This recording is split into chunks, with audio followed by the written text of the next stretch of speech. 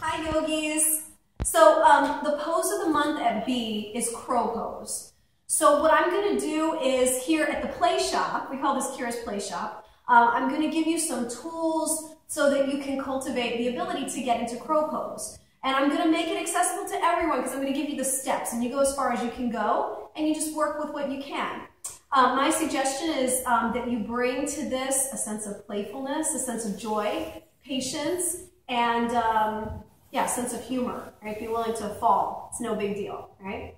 So the first thing you're going to do is stand up, bring your feet together, and then you're going to come down to a little squat like so. Once you arrive down there, let your knees split apart. Don't worry about whether your heels touch the floor or not. Totally doesn't matter if they never touch the floor. So with your knees split apart, you're going to pour your torso and your arms through your inner thighs and squeeze your outer upper arm bones with your inner knees as tightly as you can. So another little tip here is to get your knees up on your arm bones as high as you possibly can. And don't worry about it, as high as they go is as high as they go. No big deal. Spread your hands shoulder distance apart on the mat in front of you or slightly wider. Keep squeezing your outer arm bones with your inner knees as you rock your weight forward into your hands.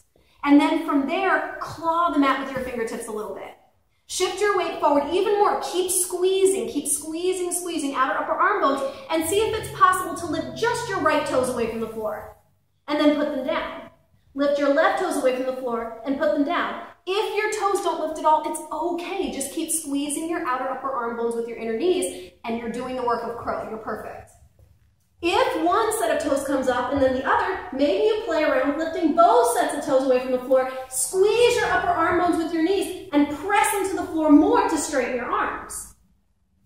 Okay, so easier said than done maybe. If that was a little bit too challenging, right, what you can do is take 2 blocks. If you don't have blocks and you're at home, you can take some books and stack them up and just create the blocks for yourself like that. So one block is going to go underneath your feet, and your other block is going to go out, way out ahead of you. All right. So what you'll do is you'll come up onto the block into your little squat, and that's just going to allow you to get your knees higher up on your arm bones than you might have been able to get them before with your feet on the floor. Same principles here. Squeeze your outer upper arm bones with your inner knees as tightly as you can. Rock your weight forward, and then maybe you place your forehead onto the block, and maybe that allows you to lift your toes. Again, both feet don't have to come up. Lift one set of toes, put them down. Lift the other, put them down. Have fun. See how it goes. Come into the studio, come into B and practice it here. And have fun with it. Yeah, just play with it all month. Bye, yogis.